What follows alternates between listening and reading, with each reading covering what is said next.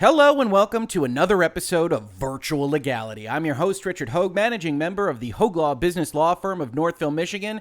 And today we're going to talk about friend of Virtual Legality company Gearbox Software. I say friend because they have appeared in many videos over the course of our 2+ years running this particular channel and series.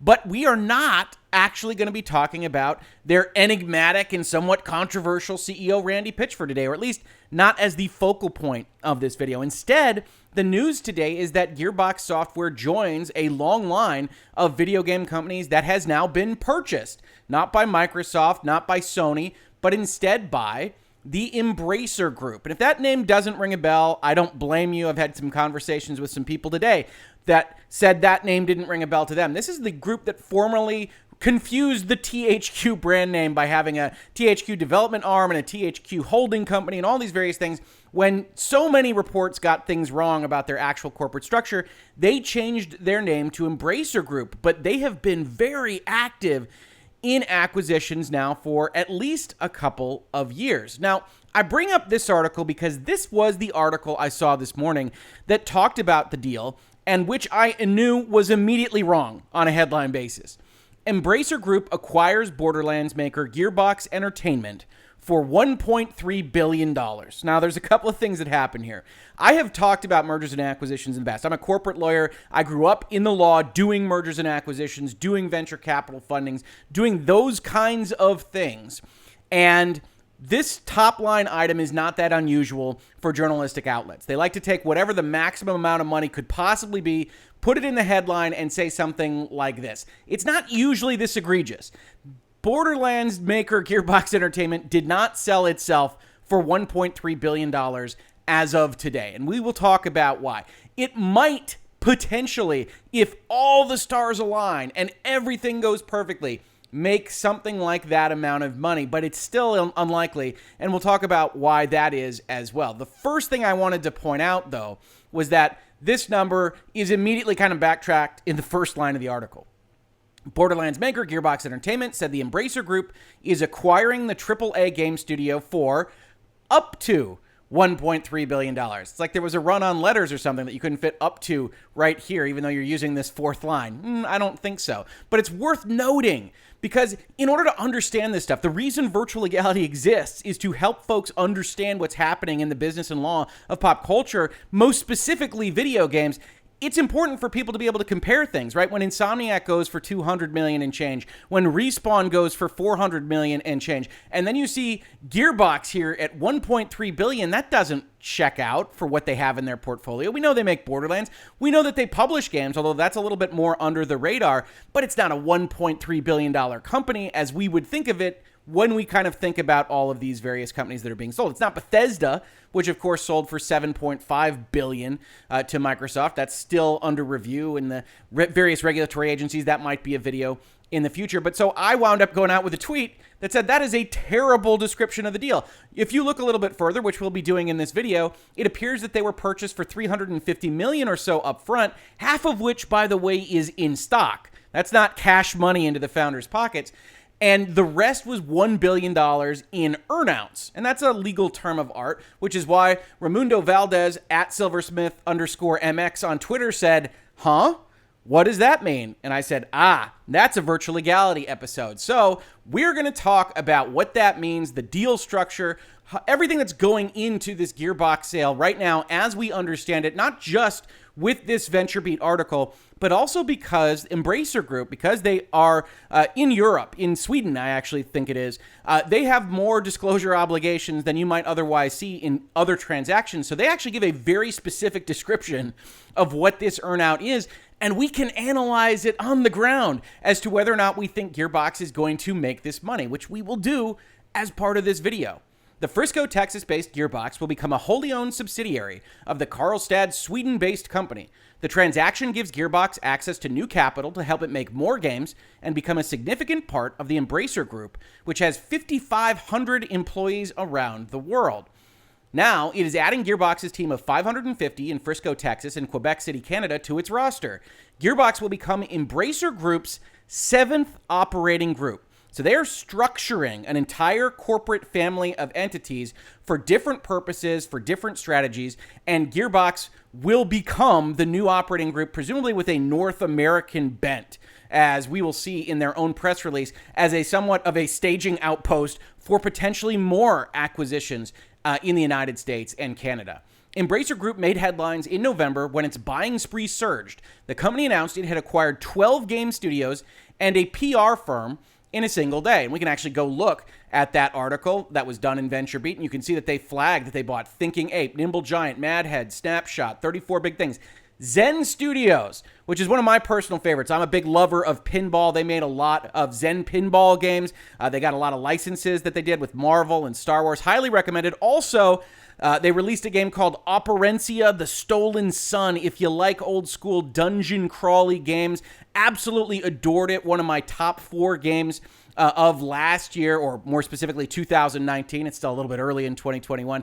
Highly recommend it. You can get it on sale in a lot of places. In any event, Zen Studios, no longer independent, now owned by Embracer Group, along with a bunch of these other companies. Coffee Stain, perhaps the most notable in the remaining list. But you can see Embracer's strategy is to collect mid-range, low-range, what you might consider as fully independent developers, and they're compiling them into this enormous group of entities, right? They are building something big, and the purposes of which are still a little bit opaque. Those are the new companies that they bought in November, but they've got a lot of big companies, a lot of big franchises under their belt. It's one of the reasons you see remakes of things like Saints Row appearing on various platforms and them trying to leverage out that asset class that they have. And it's a very interesting thing to watch because it's almost a financial roll-up play in the gaming industry of the likes that we don't usually see. This is a purely investment-backed entity that has been grabbing up all these video game companies, making a lot of founders, a lot of CEOs, a lot of stockholders in these smaller companies a lot of money in the process. But it's a very interesting strategy and is very emblematic of this era of consolidation we now find ourselves in. And with Gearbox gone, with Insomniac gone, with Tencent out there taking majority stakes in various independent companies, with Microsoft always looking, Sony looking, it's going to continue. There's going to be more consolidation, and it will be very interesting to see where the games industry winds up, not wipes out. We'll see about that when all is said and done. And at the same time, going back to the article, that Embracer Group announced the Gearbox deal, it also said it was buying EasyBrain, a mobile game maker in Cyprus, for $640 million. Now, I wasn't able to find that particular deal description, but suffice it to say, based on what we see them describing the Gearbox sale as, it's probably not $640 million up front. It's probably something less and with some earnouts. Over the years, Gearbox has worked on the Borderlands and Brothers in Arms franchises, and it helped with the development of Half-Life, Counter-Strike, Tony Hawk's Pro Skater, 007 James Bond, and Halo. That's some generous kind of things. You see Half-Life and Counter-Strike mentioned here. They did a lot of help porting and console manufacturing, things along those lines. Obviously, Valve was responsible for those top-line games here. CEO Lars Wingefor's vision of Embracer as an allied partner group committed to fueling and accelerating the ambitions of a series of decentralized, successful entrepreneurial companies while magnifying the collective value and advantages of diversification across the entire group is the most brilliant strategy and design for short, medium, and long-term success in this industry that I have ever encountered in my 30 years in this industry, said Gearbox founder Randy Pitchford in a statement. It's a remarkable set of words, right? This is the kind of thing that you see sitcoms joke about in business school, right? You got decentralized, you've got entrepreneurial, you've got diversification, you've got medium, short, long-term success, all this stuff. What this quote means to me is that when sitting across the table from Randy and the other Gearbox people, Embracer said, we're going to leave you alone and you can continue to run your company. What we're trying to do is more of a financial structuring play. We're not trying to get in there and take over your creative pursuits. Doesn't mean they won't, doesn't mean they can't, although historically Embracer doesn't appear to have taken on that role over the past couple of years. So Gearbox said, hey, look, we can take this money, but we've been independent for a long time. We don't want you guys to be running us from Sweden. What is your plan? What is the business plan for this company in the future? And apparently they told Randy that we're going to have a decentralized partner group, and that's what you're going to operate, and we're going to leave you alone. And obviously you can see why that would be attractive to get $300 to potentially $1.3 billion in your pocket while also essentially running the company the way you always have been. So that's not unusual. But you do get quotes like this where Randy Pitchford continues and says, the feeling at Gearbox is that we are just getting started, and this transaction is not merely a stimulant for the talent of our employee-owned company, but a propellant for the exciting future we have planned. That's an interesting quote there because employee-owned company is always something that Gearbox has been proud of. They've gone out with their various press releases about it and bonus participation and profit sharing and all these kinds of things. They're very clearly not employee-owned once you're owned by a giant multinational conglomerate in Sweden. But obviously, that messaging hasn't quite changed in Randy Pitchford's mind as of yet. Going from the Embracer side, Gearbox is arguably one of the most creative and valuable independent developers in the world. We believe that the resources offered by Embracer will position Gearbox for significant growth in the years to come. And this is the synergizing your core competencies, right? That's more business school talk. But Embracer's got a lot of money. They've got financial backers. Gearbox has people and game design chops. And Embracer says, hey, if we fuel you with more money and marketing and publishing and synergies across our allied partnership group, then you can make more money for yourselves. You can make more money for us, and everybody wins. Of course, it always sounds like that on the first day of an announced merger or acquisition. Gearbox confirmed that Pitchford will continue in his current role as head of the studio he started in 1999. Embracer Group is the parent company of game businesses with a catalog of over 200 owned franchises. They've been gobbling them up, such as Saints Row, the franchise Goat Simulator, sure, Dead Island, Darksiders, Metro, MX vs. ATV, Kingdoms of Amalur, not sure that's a franchise, it's a brand, it's a game, Time Splitters, Satisfactory, Wreckfist, Insurgency, and World War Z. So you get a kind of notion of they're on this kind of double A, between double A and triple A, and making some good money doing it, right? They own THQ Nordic, which they effectively built with the THQ name to do what they wanted it to do. Koch Media, Deep Silver, Coffee Stain, Saber Interactive. And they said the following. This is important stuff when we get into the weeds here. Embracer said that Gearbox generated $123 million in sales for the 9 months ended September 30th. For the full calendar year of 2019, Gearbox generated sales of $125.2 million and operational earnings before interest and taxes of $37.7 million. So you've got a 9-month count roughly equal to the prior year. 2020 obviously showed a great deal of growth in video game revenues and EBITDA, these earnings before interest and taxes are taken out. But this number, $37.7 million, does not generally support a purchase price of $1.3 billion, right? If you are an acquirer, you go in, you look at what this company is making, you do some models, and you check out how much you think it's going to make in the coming years, and then you roll back and see exactly what you're willing to pay as of right now. If they were to get $1.3 billion, you would expect, just from kind of intuition, that Gearbox would have to be doing a lot better than this in the years immediately after the purchase, and that's what an earnout is designed for, as we will see. Under the deal, here now buried 14 paragraphs or so into the article, Embracer will pay $188 million in cash, $175 million in newly issued Embracer B shares. If Gearbox hits targets for operations, and we'll look at that, it will also get a maximum of $1.01 billion. Of that amount, $360 million will be issued in shares, and the remaining $655 million will be in cash. There's actually a secondary component for operational achievements, what we might call milestones in the practice of law, which we will also take a look at. Then you see their description of their portfolio, their publishing. They published Hello Neighbor, We Happy Few, which they wouldn't publish again, I would presume, because that company is now owned by Microsoft, Risk of Rain 2, and Godfall, which I think gets a bum rap. It's not nearly as bad as some people on the internet might otherwise tell you. But where the rubber hits the road is in what this deal actually is. And as I said, fortunately, they actually issued a regulatory press release talking about this specific deal. Now, we will note at the top, this is not for release, publication, or distribution in whole or in part, directly or indirectly, in the United States, which, of course, is where I am located and where YouTube tells me a bunch of the people that watch this channel are located. Now, never mind. This isn't illegal to read or anything like this. This is important from a securities perspective for this company to say this isn't intended to solicit investment in places where we aren't registered, haven't complied with the rules, aren't exempt from those rules or those registrations. So one of the things we have to do is we have to go out there and say, just so we're clear, this isn't for you, because we're not allowed to talk to you on these various types of things. Doesn't make it illegal to watch this video, doesn't make it illegal to read this press release. I could pretty much assure you of that. On with the release. Inside information. Embracer Group has today entered into a merger agreement with US-based the Gearbox Entertainment Company. Gearbox, based in Frisco, Texas, and founded in 1999, has been self-funded by the employees from inception. Bootstrapped, no venture capital, no institutional investors. Post-closing, Gearbox will become a seventh operating group as a wholly owned subsidiary of Embracer.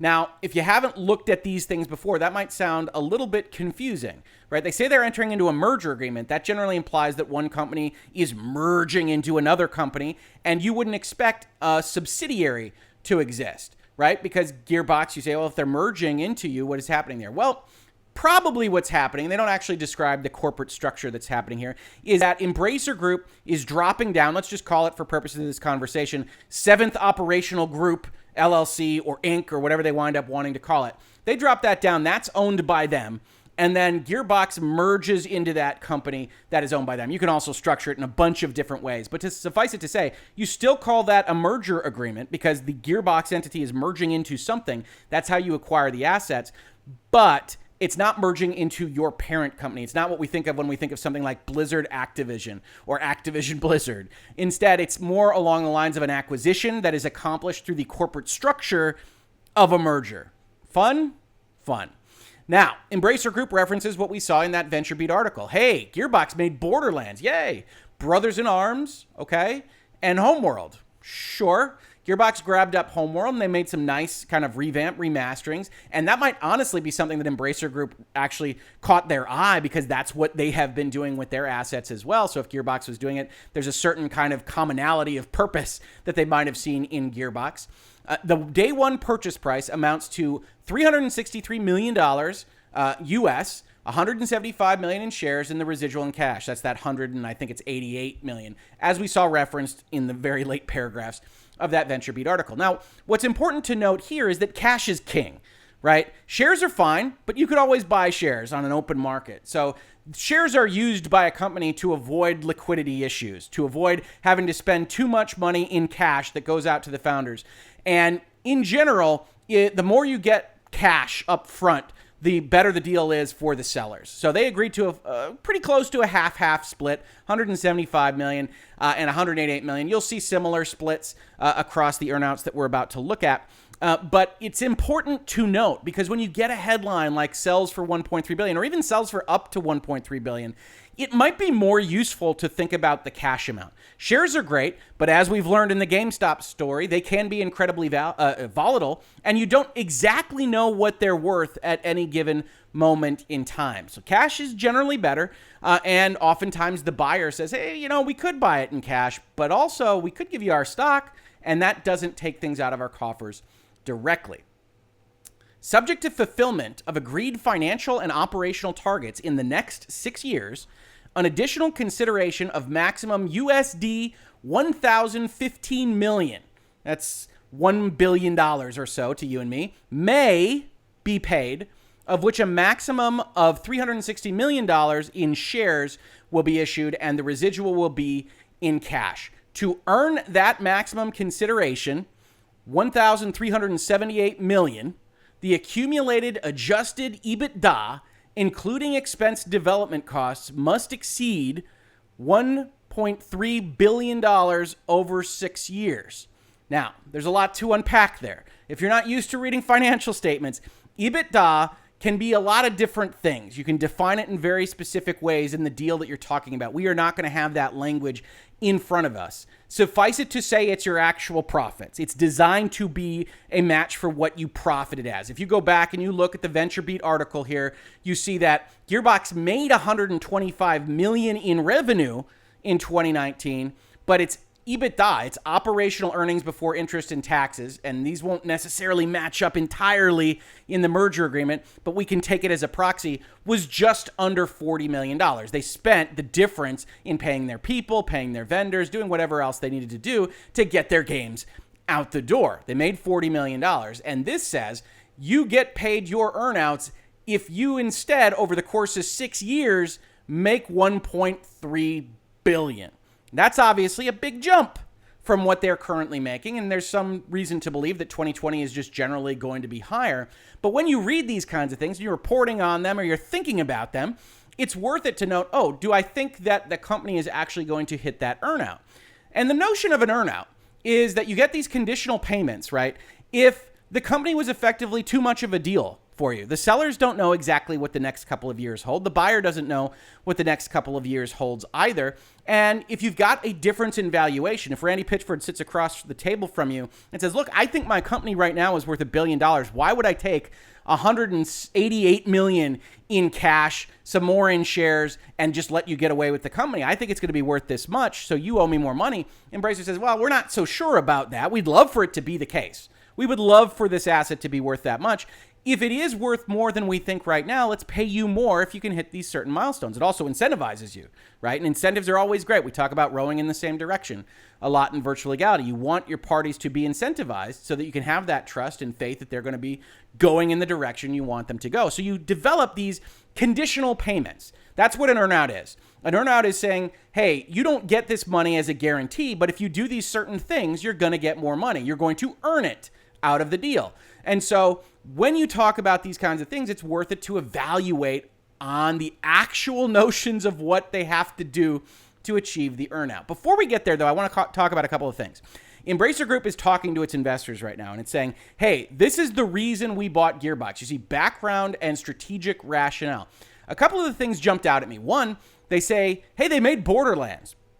The Borderlands franchise currently has 3 blockbuster installments, and the franchise has sold more than 60 million copies to date. That's true, right? Borderlands, very, very popular, but it's also noteworthy in that it's not published by Gearbox. It's published by 2K.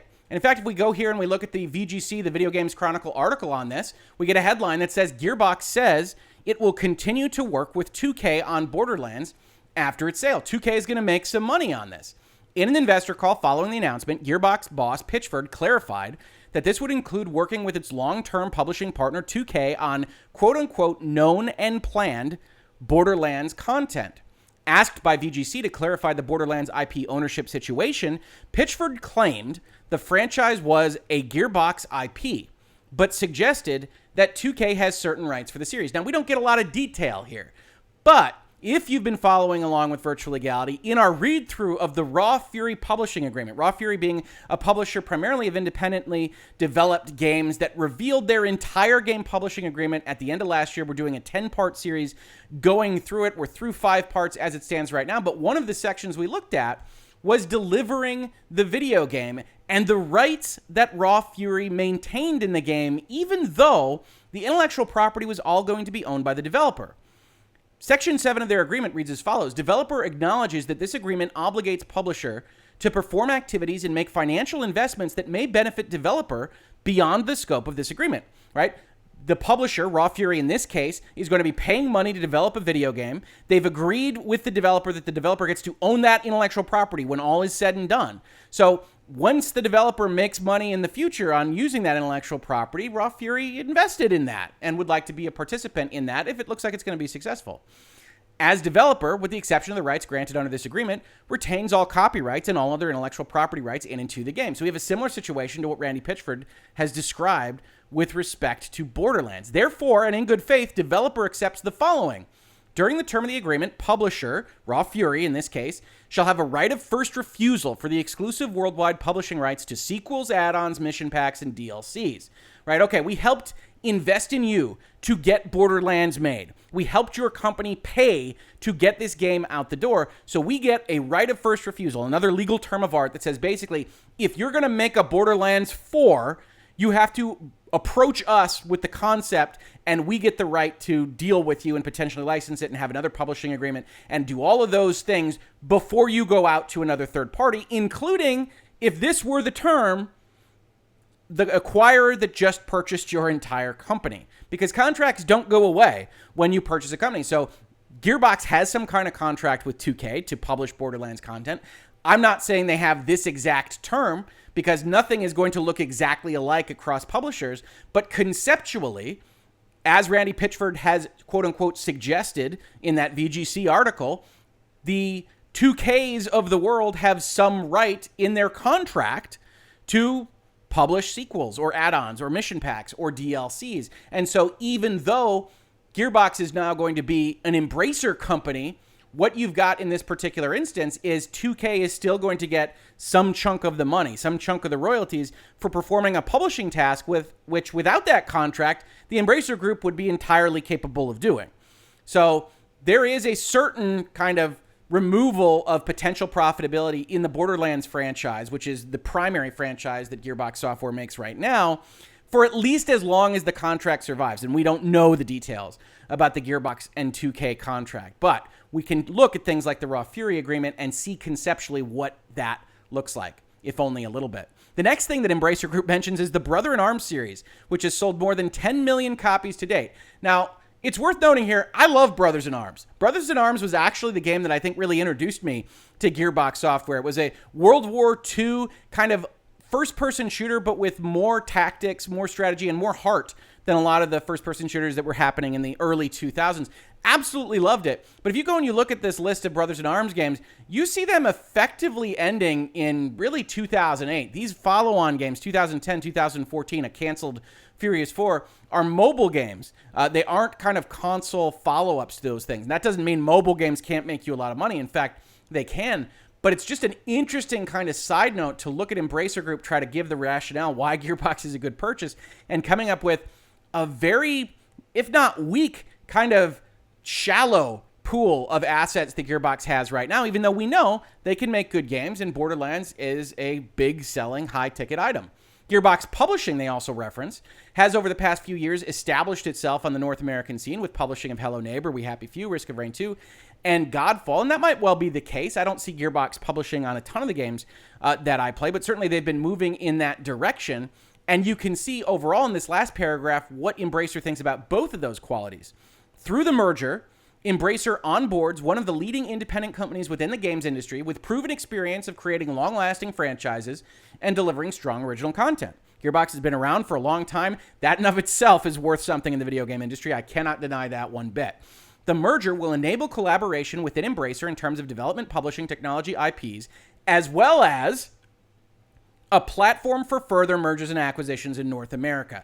Gearbox might well be the head, the vanguard of more Embracer purchases in North America. Gearbox will become the seventh operating group and continue to operate as an independent studio focusing on premium, interactive gaming experiences. Always unclear when you get words like this in a release like this, what premium means. A lot of people might take it to mean console-focused, hardcore gamer-focused. Doesn't necessarily mean that. What they mean is they were going to make a lot of money with Gearbox. Don't worry about it, investors. And they might well do. The transaction in brief is where the fun really is, if you like the math and these kinds of things, and why the VentureBeat article is so wrong in terms of its headline, in which you get this upfront consideration, which we've now covered in three different ways: $363 million, $188 million in cash, $175 million in shares, and then we get to talk about the earnouts. So right now we've got Gearbox getting $363 million. We won't separate cash and stock. Just note that cash is more valuable than stock in general, unless you think Embracer is just going to absolutely explode and you like the investment. The operational earnout is the one I would say is the most likely to actually happen, right? This is up to $300 million US dollars over 6 years, $150 million in cash, $150 million in shares. When do you get it if you are Gearbox? Upon the completion of certain projects and that certain key employees remain employed by Gearbox 6 years following completion of the transaction. This is a lock-in, right? So when we looked at that article and they said, hey, Randy Pitchford is going to stay on as head of the studio, chances are he and a couple of other people at the studio have actually agreed as part of this agreement that they will stay on for a set period of time in order for the company to earn this cash and money.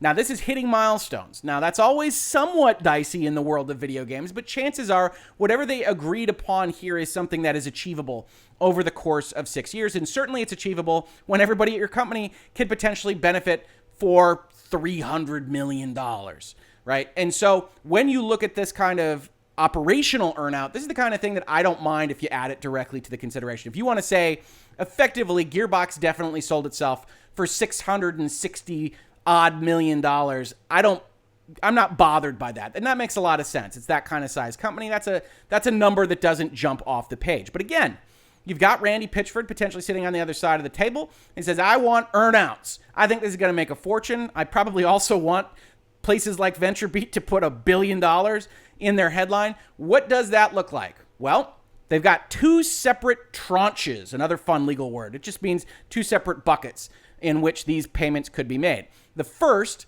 is up to $180 million in cash and up to $210 million in shares. When do they get that? If the accumulated adjusted EBITDA over 4 years from the date that they buy the company exceeds $335 million, right? And we can go and we can look at this and we can say, all right, 37.7 million was 2019. Chances are they're going to do a little bit better than that, but let's use 37.7 million as a proxy.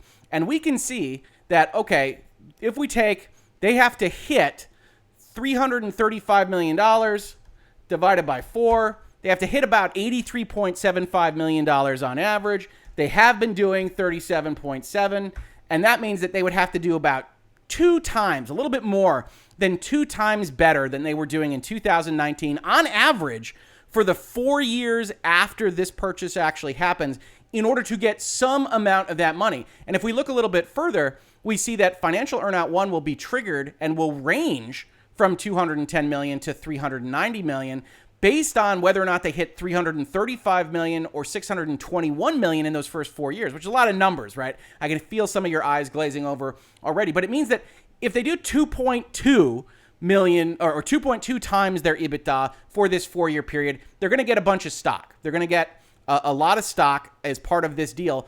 But if they can hit 621 million, then you've got 155 million in EBITDA on average over those 4 years. And again, if we take that 37.7 million baseline, they would have had to have essentially quadrupled their earnings in this first 4-year period to get to that 621 million. You also see kind of the rules for how this works, where you see that shares go out first, then cash.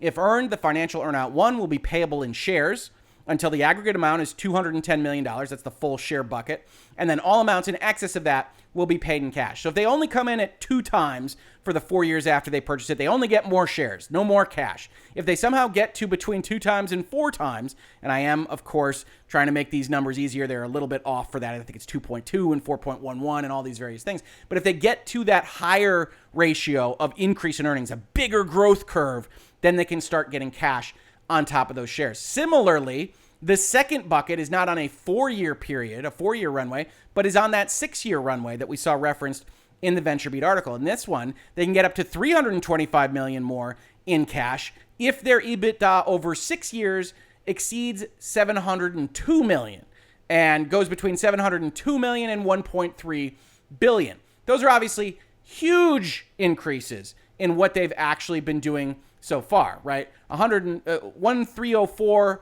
over 6 means they'd have to be making 217 million EBITDA after the actual earnings, the profitability of the company.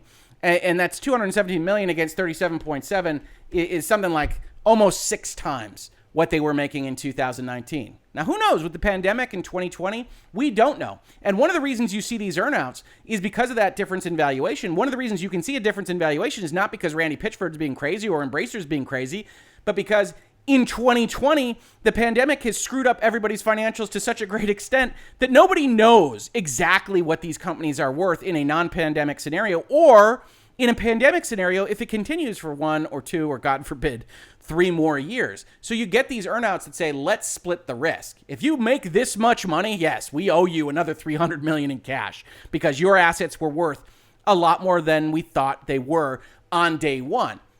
But if you take nothing else away from this video at all, it means very definitively that Gearbox did not sell for $1.3 billion as of today. In fact, it's hard to imagine that they will get up to close to a 600% growth in a 6-year period following this purchase. Embracer says it's great if it happens. In fact, Embracer says, look, we've got these other assets, we've got these other support capabilities, we've got these other things we can do for you. And so you're going to have a natural growth because, as we're telling our investors, we've got all these synergies, right? We've got all these competencies to synergize on in our allied partnership group on a decentralized basis. Yeah. And so Gearbox can say, yeah, okay, if we're going to make that much money, then we will make that much money and we will get those earnouts paid. But as I said, at the end of the day, it's not $1.3 billion. It's still a very worthwhile news item for today in the world of video game. You can expect these kinds of news items with more consolidation, more acquisitions in the future, because there is now effectively a run on the banks, right? The situation where you've got a draft position in some kind of sport and one position keeps being taken up and everybody starts to go after quarterbacks or running backs or wide receivers or whatever the equivalent is in your life. That is something like what we are seeing here in the world of video games, and it wouldn't surprise me if we get a lot more acquisitions before all is said and done. The last thing I wanted to leave you with, not on this topic, but on a separate one, is that I want to give a disclosure. I'm actually writing a regular column now for Video Games Chronicle, VGC. You saw it referenced in this video. Look at that ugly mug. Richard Hoeg is an attorney at Hoeg Law. I talk about this stuff, and our very first article went up talking about, as you might know if you've been in virtual legality for a while, the fact that streamers are right to be concerned about the games industry's video policies, talking about the Capcom video policy that went out late last month, and which you can see in the Virtual Legality episode, which VGC is generously putting in the articles that I am helping to write for them. So if you're interested in helping support the channel, check that out. Make me look good to the folks over there that people are interested in what I have to say about these topics. I'd very much appreciate it. Otherwise, if you want to support the channel in other ways, we've got a Patreon now. We are accepting Streamlabs, tips, and donations. We've got a store. Reasonable Minds Can Differ. I think they're really cool shirts that you might otherwise be interested in. But if none of that interests you, the best thing you can do for the channel is just to subscribe and tell your friends. Every single little bit helps, and every little bit is very much appreciated by me and by the channel in general. Otherwise, if you caught this on YouTube, thank you so much for watching. And if you listen to it as a podcast, thank you so much for listening. And I will catch you on the very next episode of Virtual Legality.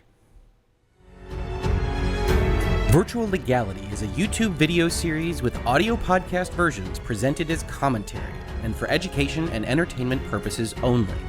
It does not constitute legal advice and does not create an attorney-client relationship. If you have legal questions about the topics discussed, please consult your own legal counsel.